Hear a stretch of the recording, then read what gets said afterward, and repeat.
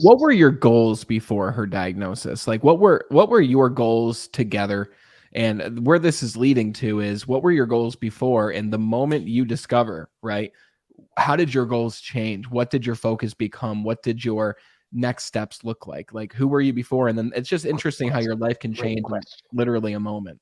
Great question. And it literally, in a way, was a moment, right? My goal, because I never really questioned, right? That kid inside me was very well alive, even having met my wife. And we met, she was 17, I was 19. We got married very young. So we grew up together as well. But I was this broken kid, let's say, that needed the money. So my goal really was just to excel in investment banking. Mhm. She was going to be, the brilliant doctor. We were going to live in a penthouse in New York City. We were going to live that yuppie lifestyle. And even though for 13 years we lived in a 6-flight studio walk up with a Murphy bed, and she would always yell at me. She's like, "Gotta move into an adult place." I'm like, "No, we have to save money." So, so my goal really was nothing more than thinking about money, thinking about safety, having the nice house, having all the nice things that seemed a measure of success. If you want me to jump forward to how that all changed, the moment she was diagnosed and they gave me, the 3-year life expectancy because it was already late stage cancer, um, I just thought about how do we live well together? How does she see how much I love her? How do we embrace the moments we have? It became, from one day to the next, it was this long-term goal of making sure we're going to retire and travel when we're older and everything else, to, wow, the present moment, living Yes. well now. What does it mean? How do we achieve that? And that was the big, big shift. Career wise and everything else, it didn't even factor into my mind because I couldn't think of like my career. I eventually Mhm. left it to not, again, not to take care of her as much as I wanted to support her. Yeah. I wanted to make sure she wanted to become the founding director of palliative care at New York Hospital, even though she had metastatic breast cancer. Yeah. And I figured, okay, I'm going to stand next to her, and that might be a 24/7 job. I don't know what it will be, but I need to be here 24/7 to help her achieve her goal.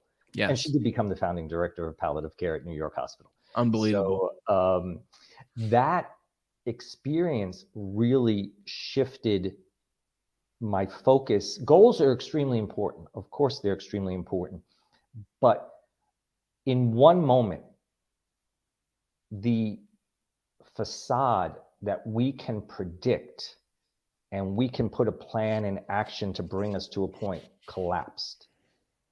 And it was shown for what it was, is just a sense of control of the incontrollable or uncontrollable. Sometimes my Italian gets in the way. So the uncontrollable. Like, I was fooling myself of, working hard, putting this money in the bank. It was going to build a great life. Yeah. The great life, I realized, and what I say now is, an extraordinary life comes from valuing the ordinary moments. Mm.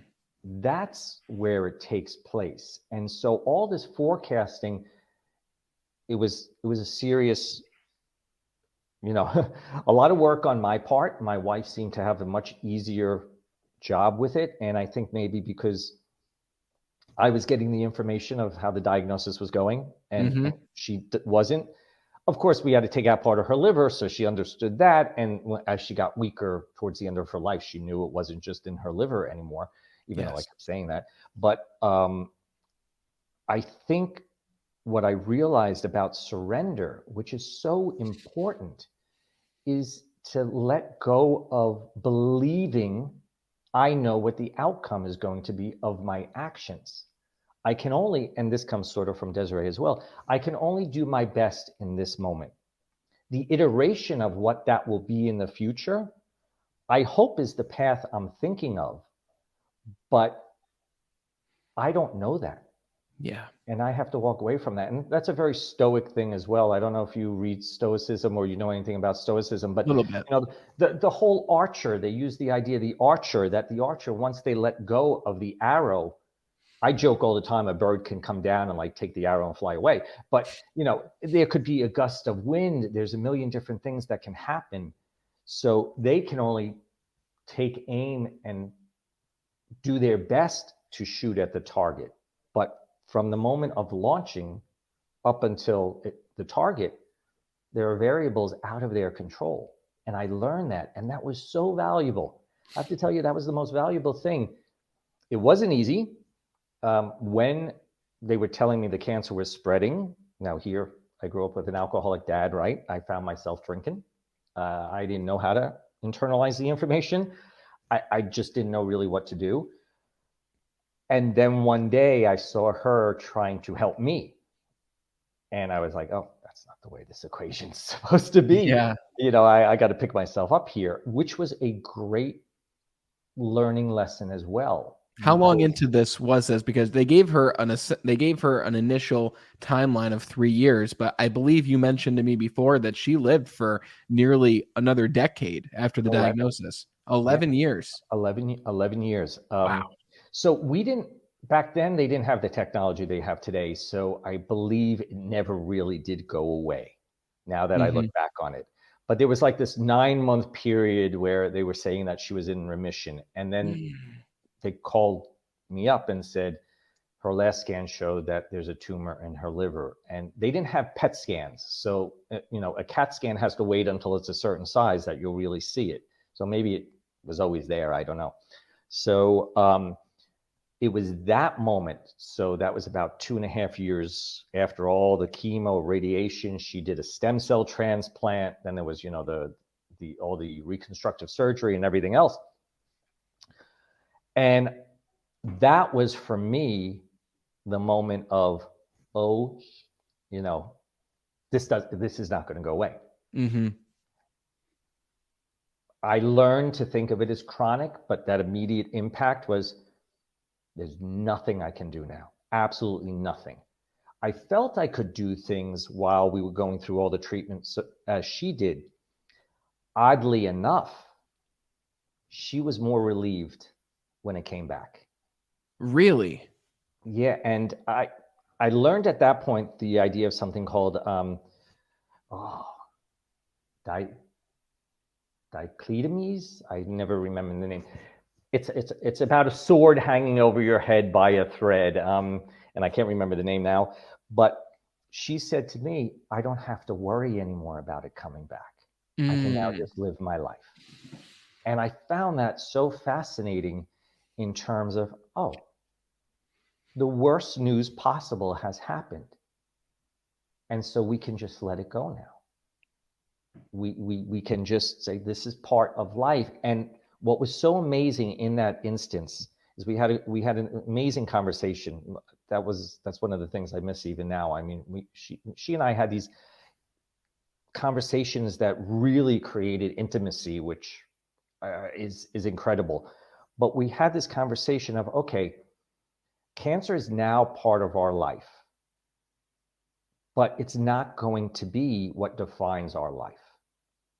It is going to be contrast and accent color in a painting, whatever metaphor you want to use, that reminds us of things, but let's not focus on it. To the point where she, like, people would give her breast cancer books and stuff like that for Christmas, and she'd be like, throw this away, go donate this somewhere. Like, I don't want it in the house, you know? Nobody wanted to listen to what she wanted, which was another interesting dynamic of the whole thing about creating boundaries, which I learned a lot about creating boundaries as well. Very, very important in life in general. But when you are confronting turbulent waters in your life, it's very, very important to make sure you set boundaries so you can deal with things the way you need to. Yeah. So that was at that period. And it was about a 2-month period where I couldn't stop thinking. I was having dreams of, and this is crazy, I was having dreams of being Superman, but I couldn't really fly, and I kept scraping my belly on the asphalt Hmm. because I knew there was nothing I could do. Funny enough, what I realized is there were a million things I could do because it Wow. was about keeping us focused. It was about enjoying the those ordinary moments. It was about living, Yeah. not worrying about that future event.